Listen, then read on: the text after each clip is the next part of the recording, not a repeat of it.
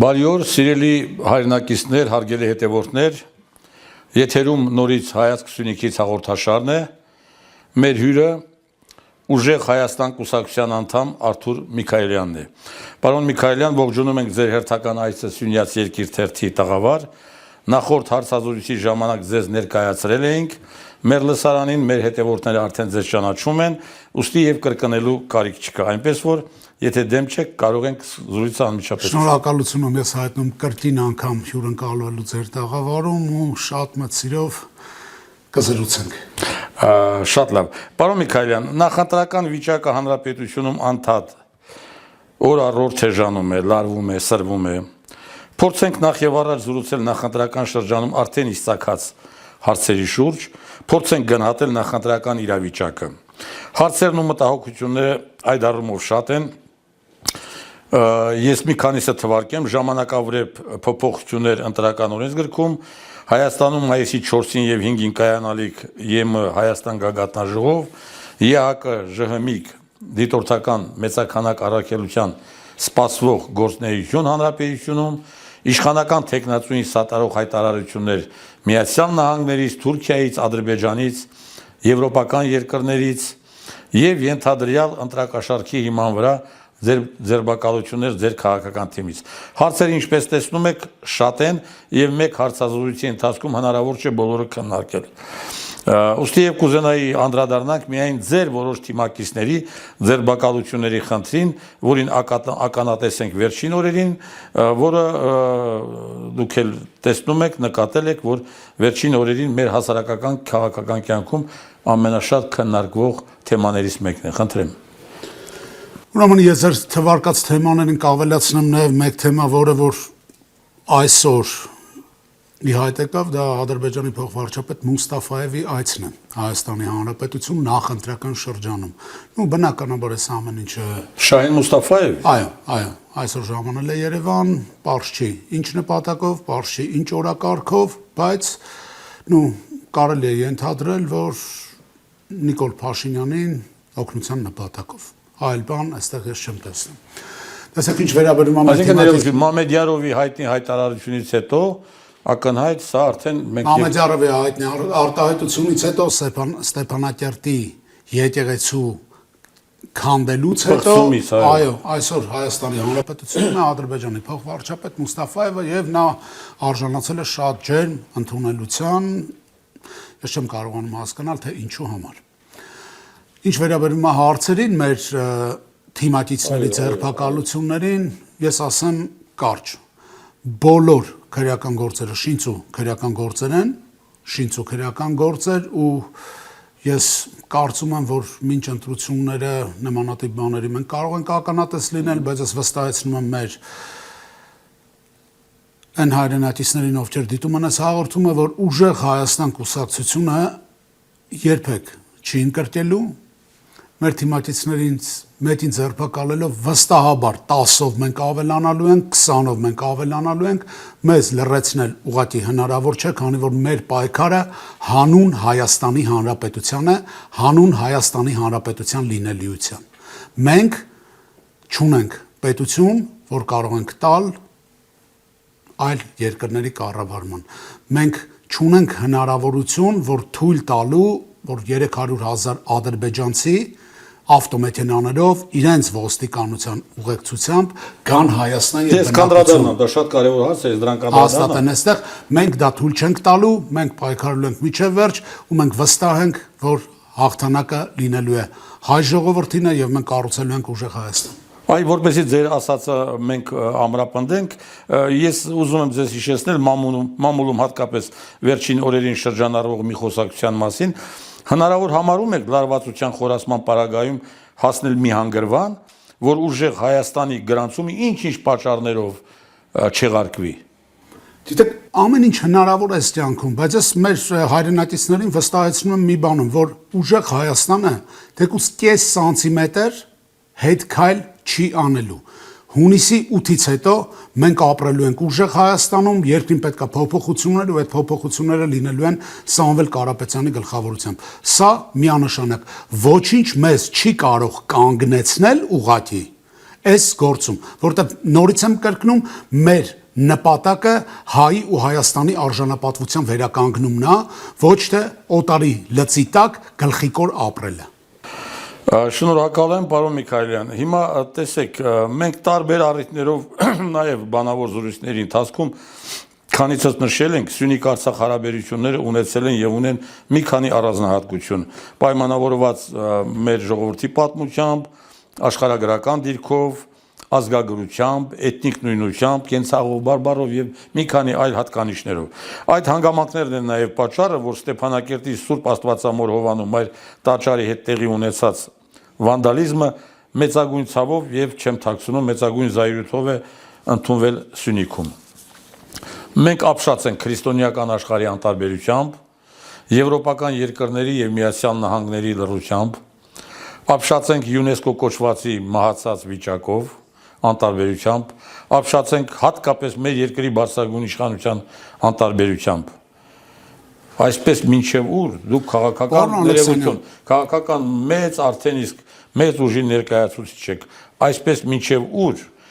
ինչ է մտածում ձեր քաղաքական ուժը հենց թեկուզ եւ այս հարցում, երբ մեր աչքի առաջ պղծվում են հայոց սրբությունները։ Պարոն Ալեքսանյան, դերեք այսպես նայենք։ Այսօրվա Հայաստանի իշխանությունը ոչ միայն իրենք թույլ են Հայաստանում, այլ նաև միջազգային ասպարեզում։ Ինչի մասին է խոսքը։ Երբ որ քանդվում է եկեղեցին ու պետական մակարդակով հայտարարվում է հետևյալը, որ Ադրբեջանի տարածքն է, ինչ ուզում են թող անեն։ Ինչ է այս ամեն ինչը նշան։ Եկեղեցին, հայ առաքելական Սուրբ եկեղեցին մեր ինքնության հենասյունն է։ Այո։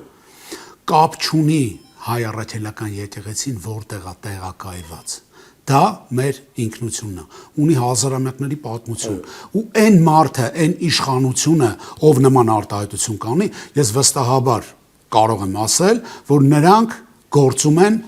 օտար երկրի թելադրանքով։ Նրանք իշա Հայաստանի Հանրապետության չեն գործում։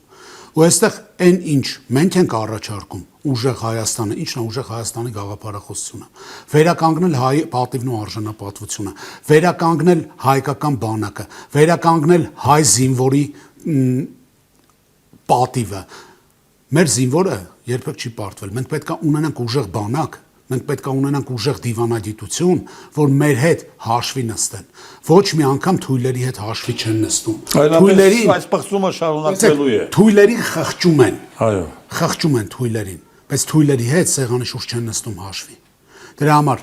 մենք պետք է ունենանք ուժեղ դիվանագիտություն, մենք պետք է ունենանք փոփոխություններ, ուժեղ ղեկավարություն, որից հետո ամեն ինչը վերականգնվելու է։ Ամիսների հարցը, ոչ ավել։ Դրանում ես վստահ եմ առավել քան եւս։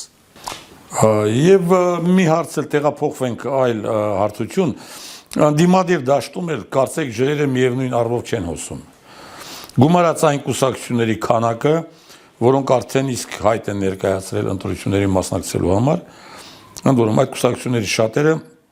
ինչպես դուք տեսնում եք կամ տեղյակ եք, կամ ինչպես ցույց են տալիս սոցհարցումների արդյունքները նախնական, նույնիսկ հաշվի չեն առել եւ հաշվի չեն առնում ընտրազանգվածի իրենց ռեսուրսները կամ հնարավորությունները։ Եվ այսպես մասնատված մենք գնում ենք դեպի հունիսի 7։ Տեսեք, շատ հետաքրքիր հարց տվեցիք, պատասխանեմ այսպես։ Այս ընտրությունները սովորական ազգային ժողովի ընտրություններ չեն։ Սա հայի ինքնության ընտրությունն է։ Իսկ այն բոլոր կուսակցությունները, այն բոլոր դաշինքները, որոնք մասնակցում են ազգային ժողովի ընտրություններին, ովքեր իրենց համարում են ընդդիմադիր, բայց գիտակցելով այն փաստը, որ հնարավոր է իրենք չհաղթահարեն անցողիկ շեմը ու գնան ընտրության փոշիացնելով Հայաստանի Հանրապետության քաղաքացիների ձայնը, իրենք ջուր կլցնեն գործող իշխանության ջրաղացին։ Սա ասում եմ ամենայն պատասխանատվությամբ։ Այստեղ յուրաքանչյուր իրեն ընդդիմադիր համարող քաղաքական ուժ հստակ պետք է դիտակցի այս ամենը։ Սա ոչ տեղական ինքնակառավարման մարմինների ընտրություն է, ոչ էլ հերթական ինչ-որ խաղաղ պայմաններում ազգային ժողովի ընտրություններ։ Սա հայի ինքնության ընտրությունն է։ Եթե այս ընտրություններում իրենք փոշիացրեցին ձայները, ավելի շատ գերագնահատելով իրենց շանսերը, հա, դա կլինի ջուր լցնել գործող իշխանությունների ջրաղացին։ Դրա համար ես ուզում եմ մեկ անգամ եւս դիմել այդ կուսակցություններին, որ ծանոթ հետև անեն, հստակ հաշվարկն անեն ու ճիշտ ժամանակին կայացնեն ճիշտ որոշում, որտեղ քաղաքացին, տեսեք նույն Սյունիքում կա բազմակարծություն, դա նորմալ է։ Ես նորմալ եմ համարում։ Շատ գերակշռում են այստեղ անդիմադիր հայացքներով մարդիկ, որտեղ Սյունեցին հստակ հասկանում է, թե ինչ վտանգ է սպառնում Սյունեցուն։ Սյունիքին ինչ վտանգ է սպառնում, որ քիչ առաջ դուք շատ հետաքրքիր միտք արտահայտեցիք, Սյունիքն ու Արցախը ունեն շատ նմանություններ ու ընդհանրություններ։ Այս ես վախենում եմ այս ամեն ինչն ասելուց, բայց սխալ ընտրության ու կուսակցությունների սխալ հաշվարկի արդյունքում ես չեմ ուզում, որ Սյունիքը արժանանա Արցախի ճակատագրին։ Սյունեցին պետք է հստակ դիտակցի եւ իր ձայնը տա այն կուսակցությանը, այն կուսակցությունների դաշինքին, որն ունի հնարավորություն այս ամեն ինչը փոխելու։ Այսինքն ներողություն, դուք վերադասավորումներ մինչև հունիսի 7-ը ենթադրում եք, որ կարող է տեղի ունենա։ Դե պետք է տեղի ունենա։ Եթե ժամանակը ինչքան մոտենա, վստահաբար սոցիոլոգիական հարցումները Չէ, նկատի ունեմ այ ընտրություններին հայտ ներկայացրած կուսակցությունները վերամիավորվեն կամ աջակցություն հայտնեն այն կուսակցություններին, ովքեր շատ թե քիչ կամ ակնհայտորեն առավելություն ունեն։ Դե իմ խոսքը հենց դրա մասին է, եթե ինչ որ X կուսակցություն հասկացավ, որ ինքը չի կարողանալու անցողիկ շեմը հաղթահարի եւ նա այդ կուսակցությունը իրեն համարում է անդիմադիր կուսակցություն, նա պետք է իր աջակցությունը վստահաբար հայտնի այն կուսակցությանը կամ այն դաշինքին, ով հնարավորություն ունի ազգային ժողով անցնելու եւ երկիրը այս վիճակից հանելու։ Այս դեպքում ուժեղ Հայաստանին, որտեղ բոլոր սոցիոլոգիական հարցումները ցույց են տալիս, որ ուժեղ Հայաստանը միակ կուսակցությունն է այս պահի դրությամբ, որ ունի մեծամասնության շանսեր։ Մնացած ամբողջ դաշտը բաց է իր որոշումները կայացնելու համար, բայց պետք է ճիշտ ժամանակին իրենք ճիշտ որոշում կայացնեն, չփոշիացնել Հայաստանի Հանրապետության քաղաքացիների ձայնը։ Շնորհակալություն։ Անպայման պարոն Միքայելյան, պիտի խոսենք պատերազմի եւ խաղաղության մասին։ Այդ հարցը կարծեք գլխավորն է քաղաքական ուժերի նախընտրական բանավեճում։ Իշխող քաղաքական ուժը հայտարարում է, թե մենք չլինենք, պատերազմն անխուսափելի է։ Մյուս քաղաքական ուժերն էլ հակադարձում են եւ իրենց պատկերացումը ներկայացնում։ Բայց բոլորս միասին կարծեք շրջանցում են գլխավոր հարցը։ Իսկ Ադրբեջանը ուզում է խաղաղություն։ Ես այս հարցը նաև ձեզ եմ ուղղում։ Եթե այո, ապա ինչու են շարունակում նախապայմաններ պարտադրել, առաջադրել խաղաղության պայմանագրի ստորագրման համար, օրինակ Զանգեզուրի Միջանցքի բացում իրենց պատկերացրած ձևով, կամ սահմանադրության փոփոխություն, կամ մեկ այլ ուրիշ նախապայման։ Ավելին, դուք տեսնում եք, որ Ադրբեջանում շարունակում է երկրի հետագա միլիտարիզացումը, հակահայկական հռետորաբանությունը, եւ այս պարագայում ձեր քաղաքական ուժը ինչպես է պատկերացնում պատերազմի եւ խաղաղության հարցը, որը կրկնում եմ, ներկայումս քաղաքական ուժերի բանավեճի գլխավոր առանցքային թեմաներից մեկն է։ Պատասխանում այսպես.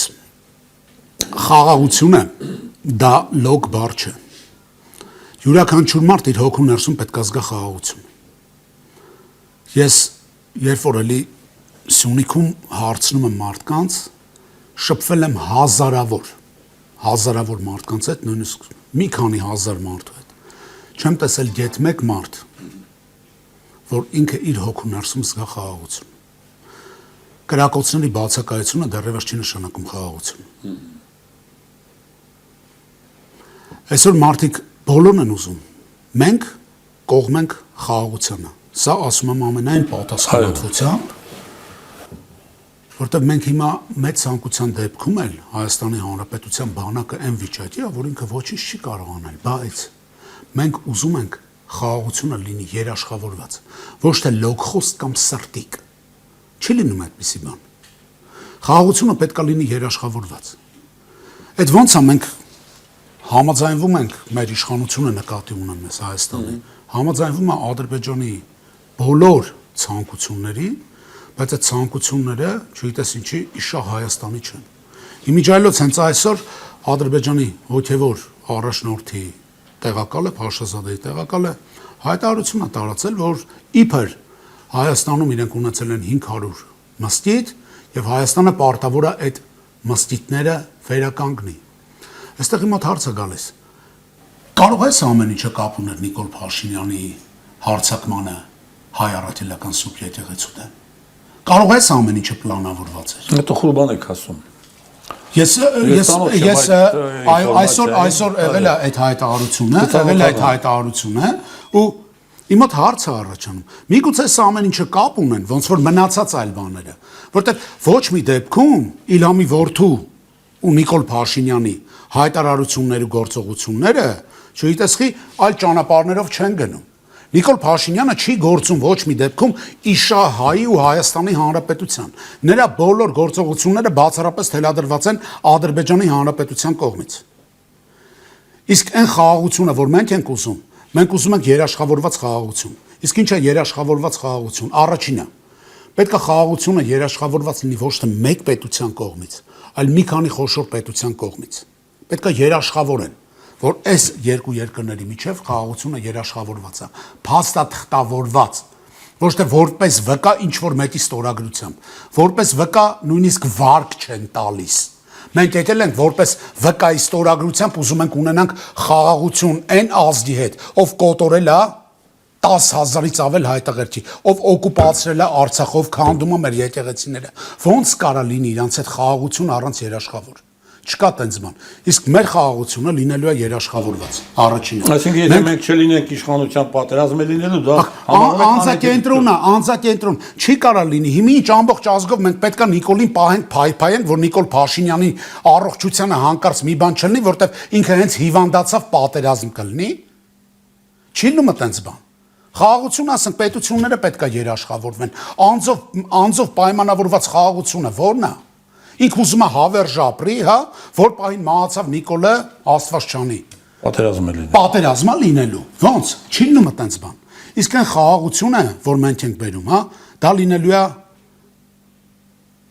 ուժեղ դիվանագիտությամբ, դա լինելու է ուժեղ բանակով, դա լինելու է մեր պաշտպանված երկնքով, դա լինելու է մեր խելացի սահմաններով ու զարգացող ռազմաարդյունաբերությամբ։ Ու այս ամեն ինչը լինելու են զսպման մեխանիզմներ, որ թշնամին ոչ մի անգամ չմտածի սանձազերծումներ անի Հայաստանի Հանրապետության վրա, որ ինքը վստահ լինի, որ հանկարծ մի բան անելու դեպքում ինքը կստանա արժանի պատասխան։ Հայ ազգը երբեք ոչ մի անգամ նվաճողական պատերազմներ չի արել։ Մենք ուզում ենք մեր հողու ջրի վրա ապրենք արժանապատիվ, մենք ուզում ենք ապրել, կերտել մեր հայրենիքում ու մենք ամեն ինչը անելու ենք ուժեղ Հայաստանում։ Շատ լավ, պարոն Միքայելյան։ Այ երբ Սյունիքում դուք տեսնում եմ շատերի հետ եք շփվում, երբ Սյունիքում խոսում են պատերազմի եւ խաղաղության մասին, մի շարք հարցեր են առաջ գալիս։ Դրանցից մեկը անշուշտ Սյունիքից բռնազավթված տարածքների ազատագրման խնդիրն է։ Ինչպես եք լուծելու այդ խնդիրը։ Այ ամբողջական թիվը ես չունեմ եւ ցավոք սրտի ոչ ոք չունի, թե 4506 քառակուսի կիլոմետր երբեմն Սյունիքից հիմա ինչքան է մնացել Հայաստանի Հանրապետության ինքնիշխանության ներքո, բայց միայն Կապանի տարածաշրջանում կամ Կապան համայնքում 2700 հեկտարից ավելի հողատարածք բռնազավթված է Ադրբեջանի կողմից։ Այս խնդիրը ինչպես ենք մենք լուծելու։ Ասեմ, երևի ձեր կուսակցությունը քննարկել։ Այո։ Դա մեր համար կարմիր գիծ է ու մեր առաջնային խնդիրներից է։ Ու այդ ամեն ինչը լուծվելու է, վստահաբար լուծվելու է ուժեղ դիվանագիտության շնորհիվ։ Երբ որ դու ունես ուժեղ ղեկավար երկրի, ուժեղ կապեր, քո հետ հաշվի են նստում։ Ու սրան մենք հասնելու ենք ուժեղ դիվանագիտության շնորհիվ։ Եթե չեմ սխալվում, մոտ 200 քառակուսի կիլոմետր տարածք Հայաստանից մի քիչ էլ ավել բռնազավթված է Ադրբեջանի կողմից։ Այդ ամեն ինչը հայկական տարածքներ չգիտես ոնց, ես երբ որ երթևեկում եմ, տեսնում եմ բոլոր բարձրադիր գոտիներում ադրբեջանական, այդ ոնց եղավ սահմանազատեցին ու ադրբեջանական դիրքերը հայտնվեցին բարձունքներում, ոնց, մեկը կարա ինձ բացատրի ոնց է եղել։ Հայկական դիրք կա Սյունիքում, որ հայկական դիրք գնալու համար դու ադրբեջանական դիրքում գնում ես մի հատ ներկայանում ես, թե ինչ ես ստանում այնտեղ, ու հետո այդ դիրքի մեջով ես գնում այնտեղ։ Դա սև լոչի կամ Անասարի մերձակայքում է գտնվում։ Լավ, այն կարգի սահմանազատ են, որ մարդիկ չկարողանան իրանց գերեզմաններ գնան։ Ինչպես ներքին հանդում։ Այն կարգի սահմանազատ են, որ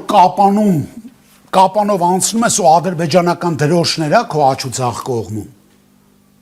Ոնց, խի։ Ուրեմն, պարոն Միքայելյան, մեր նախորդ հանդիպման ժամանակ պայմանավորվել էինք զրուցել նաև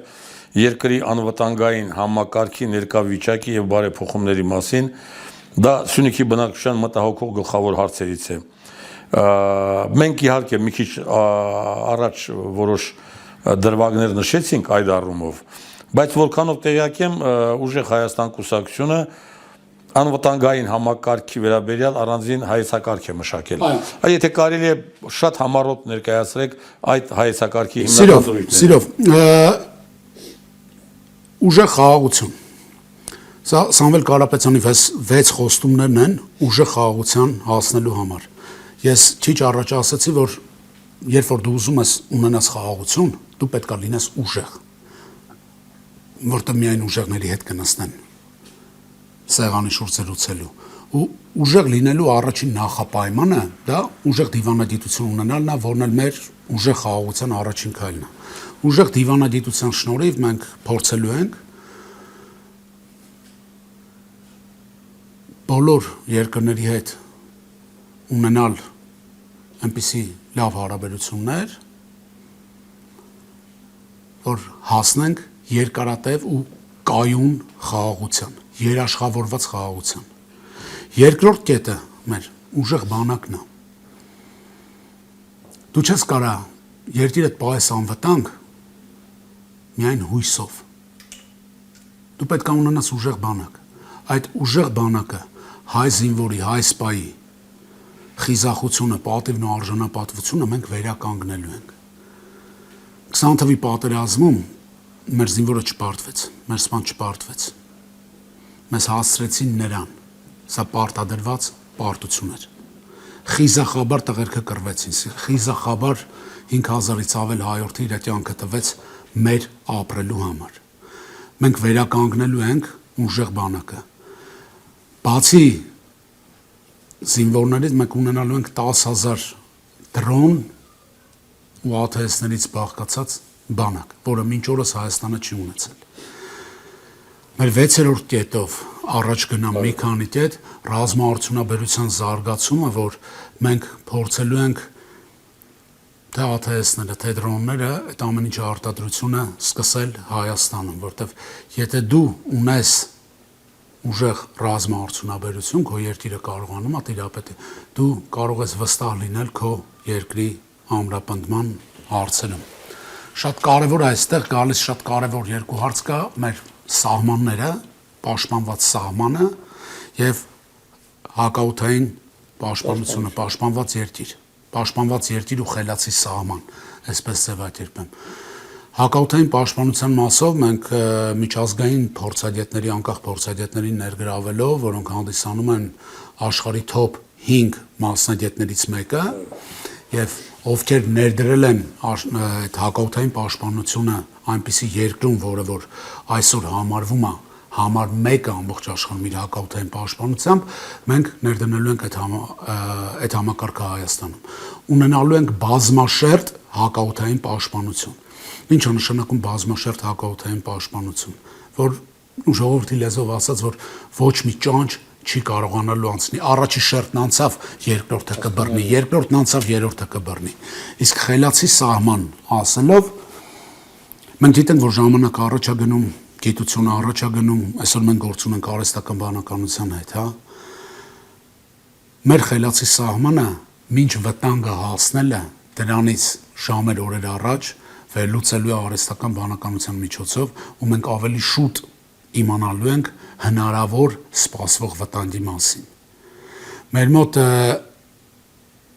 սահմանները ամեն տարածքում հարթավայրային, լեռնային, անտառային բոլոր տեղերում կառուցվելու են համապատասխան թե բլինդաժներ, թե կառույցներ, որոնք իրենց անվտանգային համակարգով թույլ չեն տալու, որ առաջին հարվածը հասնի։ Բարոյ Քալյան, ներողություն, ես ուզում եմ ենթադրել, որ այդ հայեցակարգը կուսակցությունը մշակել է Մենք արդեն սկսել ներողություն, ես ուրիշ հարց էի ուզում տալ, ոլորտի լավագույն մասնագետների հետ։ Այսինքն այդ հայեցակարգը մշակված է համաշխարհային ճանաչում ունեցող մասնագետների հետ։ Նույնիսկ մենք ունենք հատուկ ջոկատայիններ պատրաստելու համար, որտեղ մեր նպատակն է ունել պրոֆեսիոնալիզմ բանակում, մենք ունենք համաձայնագրեր կնքված եվրոպական երկու երկրի ներկայացուցիչների հետ Հունաստանի եւ Բելգիայի, ովքեր որ պատրաստելու են մեր հատուկ ջոկատայիններին։ Մի շատ կարևոր բան էլ ես ուզում եմ նշեմ, արժանապատիվ ծառայությունը, ինչ է ենթադրում իրենից արժանապատիվ ծառայությունը։ Մեր զինվորը արդեն 1.5 տարին ծառայելով հայրենիքին ոչ թե իր համար լինելու է ժամանակի կորուստ, այլ լինելու է ներդրում ապագային։ Այսինքն արժևորվելու է այն ժամանակը, որը որ նա տրամադրել է հայրենիքը պաշտպանելու գործում։ Զինվորները ծառայության ընթացքում ստանալու են աշխատավարձ, մինիմալ աշխատավարձին չափ գումար,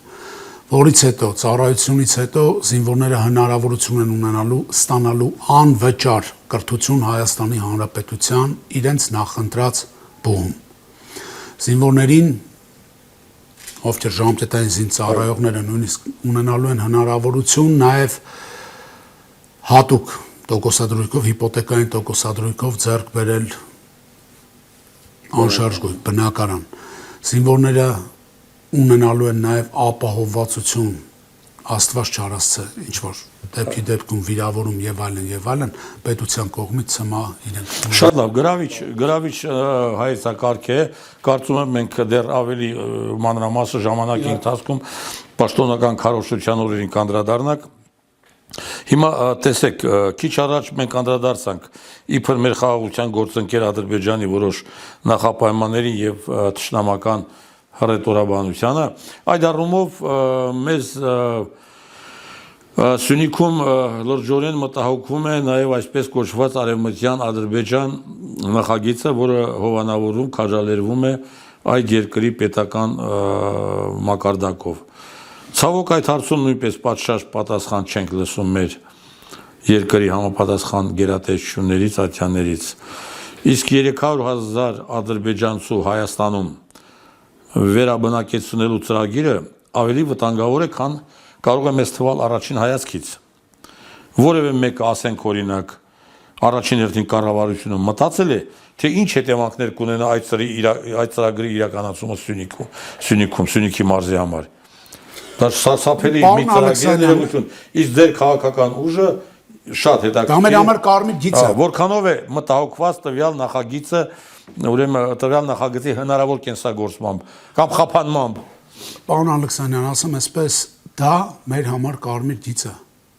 300,000 ադրբեջանցիներով Հայաստան բնակեցնելը մեր համար կարմիր գիծ է։ Մենք հասկանում ենք դրա վտանգը։ Ալիևը երբ որ հայտարարում է, որ 300,000 ադրբեջանցի ադրբեջանցի ոստիկանների ուղեկցությամբ գալու են Հայաստան ու այստեղ մնան արևմտյան պատկերացնում եք, Արցախում էլ էին իրանք ուզում ապրեին Արցախում հայերի հետ։ Ուր է Արցախը։ Ուր է։ Եկան իբր ապրելու։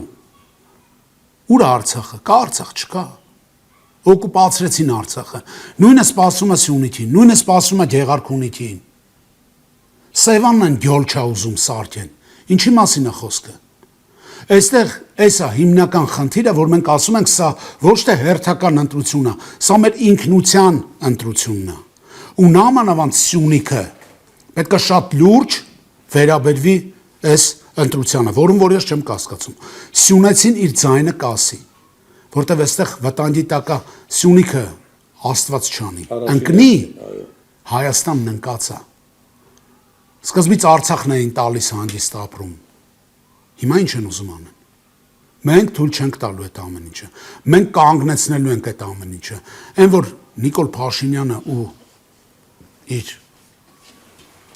իշխանական խմբակը առավոտից երեկոն ադրբեջանական թեզերն ենք հարուսում, մենք այս ամեն ինչին անկեղծորեն վերջ ենք տալու։ Մենք ունենալու ենք ուժեղ պետություն,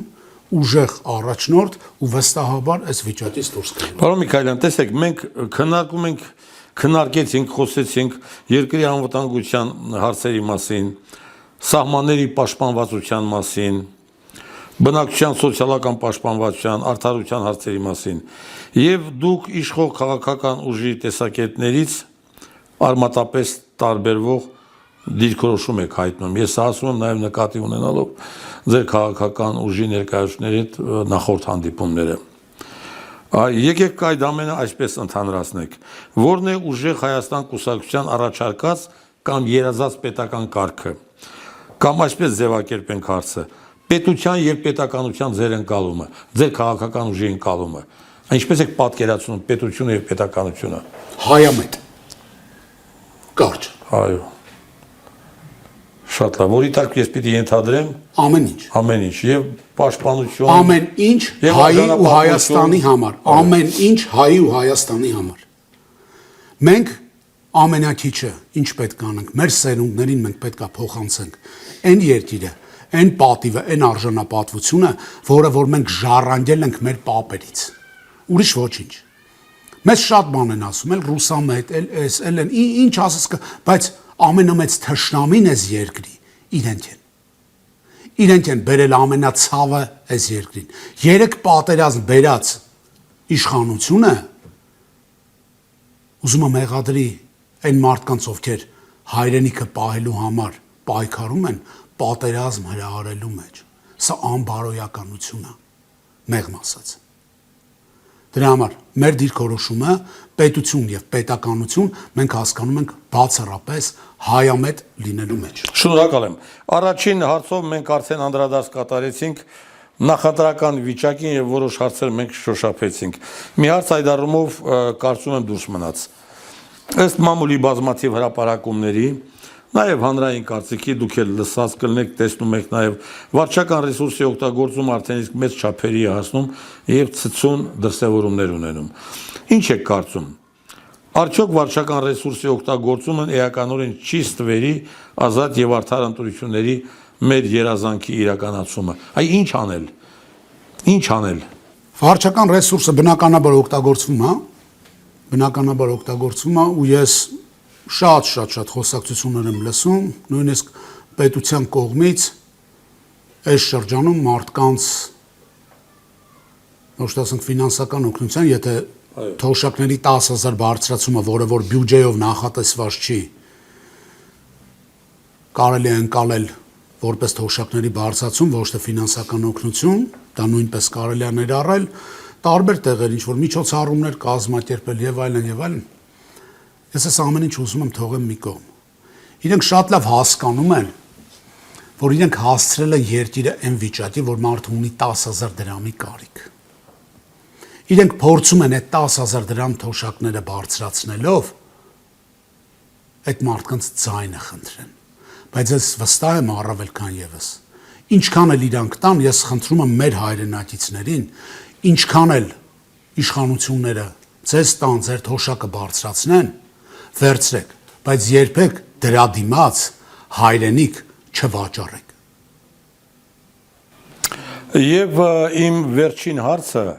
որ մեկ այլ շեշտադրությամբ ես հնչեցրեցի դարձյալ զրույցի սկզբում, այլևս ակնհայտ է, որ ուժեղ Հայաստանը առաջկա ընտրությունների ֆավորիտի կարգավիճակում է։ Դա ցույց են տալիս նաև բոլոր սոցհարցումները, նաև մեր ուսումնասիրությունները։ Դա ենթադրում է հաշվի առնելով ընթացիկ զարգացումների կերպը, որ քաղաքական այդ ուժին,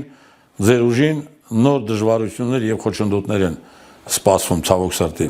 Կուզենայինք իմանալ այդ ամենի արդյունքում արդյոք չեք վհատվելու, չեք նահանջելու, փողզիջումների չեք գնալու, թեև դուք արդեն ասել եք, բայց կուզենայի, որտեղ սա շատ կարևոր հարց է, ես կուզենայի եւս մեկ անգամ ձեր հաստատող, հավաստող խոսքը լսել։ Պարոն Ալեքսանյան, ասեմ այսպես, մենք ուժեղ Հայաստանը Սամվել Կարապետյանի գլխավորությամբ գնում է բացարձակ հաղթանակի։ Մենք վստահ ենք եւ խնդրում եմ, որ մեր հայրենատիցները նույնպես վստահ լինեն, մենք կես քայլ հետ չենք դնելու։ Մեր թիմակիցներից էլի եմ կրկնում, բայց մեր թիմակիցներին մեկին ձերբակալելով դրոշը մեր թիմակիցը փոխանցում է մյուսին։ Մեկին ձերբակալելով 5-10 նոր թիմակից են ավելանում։ Մեզ չեն կարող նման ձևով լռեցնել։ Ոնց որ չկարողացան Սամվել Կարապետյանին լռեցնել, այսքան ժամանակ մինչ օրս անազատության մեջ նրան պահելով, հա, մեր թիմին չեն կարողանում լռեցնել։ Չեն կարողանում լռեցնել բացառապես մի բանի համար։ Մեր գործը հայրենանվեր է, մեր գործը արդար է, ու մենք հասնելու ենք մեր նպատակին ու հայ